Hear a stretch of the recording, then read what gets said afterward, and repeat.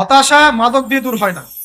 হতাশা দূর হবে, বলে দিব, তিনটা জিনিস, মাত্র তিনটা। কয়টা ভাই?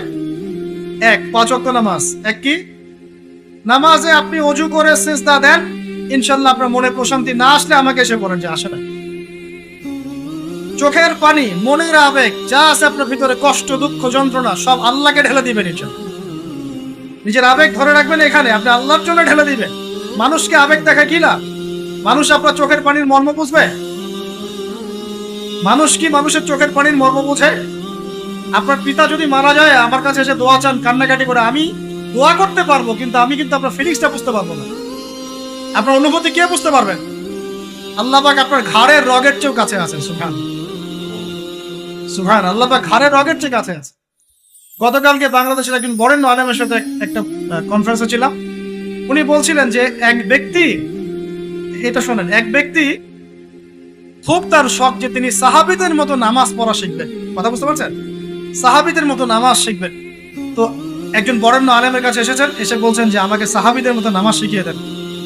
তখন সেই আলেম আরেকজন আলেমের সন্ধান দিয়েছে, যা তুমি তার কাছে যাও, তিনি শেখাবেন।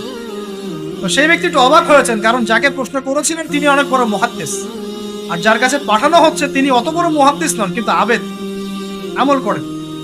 তাকে গিয়ে বলছেন উনি আমাকে পাঠিয়েছেন সাহাবী বলা নামাজ শিখিয়ে দেন। তখন তিনি বলছেন ঠিক আছে, সুন্দর করে ওযু করে আসুন, সুন্দর করে ওযু করে আসুন। ওযু করার সময় খালি খেয়াল রাখবা যে আমি ওযু করছি শুধু আল্লাহর সন্তুষ্টির জন্য। কি খেয়াল রাখবেন? ওযু করছি শুধু আল্লাহকে রাজি খুশি করার জন্য ওযু করছে, আর কোনো উদ্দেশ্য নয় আমার।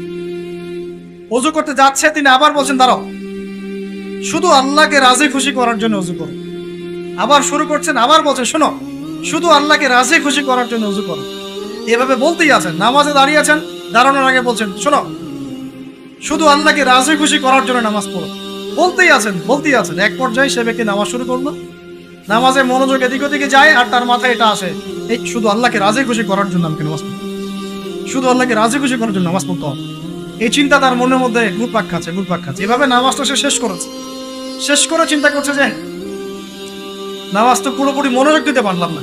বারবার মাথার মধ্যে এরকম চিন্তা আসছে, আল্লাহ আমাকে তুমি মাফ করে দাও, নামাজটা আমার মনে হলো না ঠিক মতো। তখন সে ফিরে এসে তার সে ওস্তাদকে বলছেন আমার তো নামাজ এরকম করে পড়লাম, কিন্তু শেষমেশ মনে হলো যে নামাজটা হয়তো কবুল হয় নাই, আল্লাহর কাছে খুব মাফ চাইলাম, আল্লাহ আমাকে মাফ করে দাও, নামাজটা মনে হলো না। তখন সেই যে প্রথম ব্যক্তি যিনি পাঠিয়েছেন তিনি বলছেন এটাই হলো সাহাবী বলা নামাজ। তারা আল্লাহকে রাজি খুশি করার জন্য নামাজ পড়তেন, নামাজ শেষ করে আল্লাহর কাছে ইস্তেগফার করতেন, আল্লাহ কিছুই হলো না, কিছুই হলো। আর কথা কি বুঝতে পারছেন? অতএব আল্লাহকে রাজি খুশি করার জন্য আপনি আপনার আবেগ, আপনার ইবাদত সব ফেলে দিবেন, অন্য কারোর কাছে কিছু পাওয়ার আশা করি।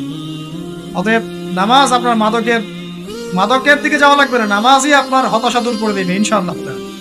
2 নাম্বার আমল হচ্ছে কোরআন তেলাওয়াত। যে ব্যক্তি কোরআন তেলাওয়াত করতে পারে নিয়মিত, তার মনের মধ্যে এই হতাশা, এই ভীরুতা, এই কাপুরুষতা কিচ্ছু আসবে না ইনশাআল্লাহ। আমি গ্যারান্টি দিচ্ছি আপনাকে, হতাশা আসবেই না আপনার মনে যদি আপনি কোরআন বুঝতে পারেন।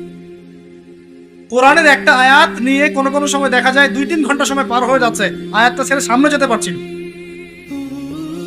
কোরআনের ভিতরে ঢুকলে আপনি দুনিয়ায় ভুলে যাবেন কি হচ্ছে আশপাশে। আমি এমন অনেক আলেমকে দেখেছি যে একটা বই, পাতলা একটা বই, আরবি বই নিয়ে পড়া শুরু করেছেন, যে ফজরের পরে জোহরের ওয়াক্ত হয়ে যাচ্ছে, বইটাই শেষ করতে পারেননি। বুঝতে পারবেন? যখন আপনি ইলমের ভিতরে ঢুকে যাবেন, কোরআনের ভিতরে, হাদিসের ভিতরে, আপনার দুনিয়ার খেয়ালই নাই। একজন আলেম তিনি এক রাত্রে একটা বই লিখেছিলেন, চটি বই, এক রাত্রের মতো। বলা হচ্ছে তার সম্পর্কে বলা হচ্ছে যে রাতের খাবার তাকে দেয়া হয়েছে, যে আপনি এটা খেয়ে নেন। খাবারটা পাশেই আছে, খাবারটা খাবো, এটা লিখে খাবারটা খাবো, এরকম তার চিন্তা ছিল। ফজর হয়ে গেছে, বই লেখাও শেষ, খাবার এই অবস্থায় পড়ে আছে, ডুবে গেছেন ভিতরে, খাওয়ার মাথায় খেয়াল নাই। এরকম হয়। একজন মনীষী, বিখ্যাত মনীষী, রিয়াদুস সালেহীন কিতাবের রাইটার, সংকলক আল্লামা নববী রাহিমাহুল্লাহ, এরকম সারা রাত চলে গেছে, পাশে 2টা খেজুর, ওই 2টা খেজুর খাওয়ারই সময় পায়, হাদিস নিয়ে গবেষণা করতে রাত পার হয়ে গেছে। আমি বলতে চাচ্ছি, যখন ইলমের ভিতরে, কোরআন হাদিসের ভিতরে ঢুকে যাবেন, আপনার দুনিয়ার খেয়াল আপনার চলে যাবে সব। এই টেনশন, হতাশা, এই সেই বাদ। তখনই আল্লাহ পাক আপনাকে তার পক্ষ থেকে রহমত দিবেন, বরকত দিবেন, আল্লাহ আপনার দুনিয়ার কাজগুলো করে দিবেন ইনশাআল্লাহ। তখন দেখবেন কেউ আপনার দুনিয়ার ওই কাজটা করে দিয়েছে, কেউ ওই কাজটা করে দিয়েছে, কেউ বাসায় খাবার পাঠিয়ে দিয়েছে, আল্লাহ পাকই এগুলো করাই দিবেন ইনশাআল্লাহ। তো প্রিয় ভাইরা, মাদকে যাবো না আল্লাহর কাছে আসবো? 2 নাম্বার কোরআন তেলাওয়াত, 3 নাম্বার আল্লাহর জিকির। 3 নাম্বার কি ভাই? আল্লাহর জিকির। চলতে ফিরতে সব সময় মুখ চলতে থাকবে, মুখ না চললেও মনে মনে মন তাজা থাকবে, মনে মনে জিকির হতে থাকবে।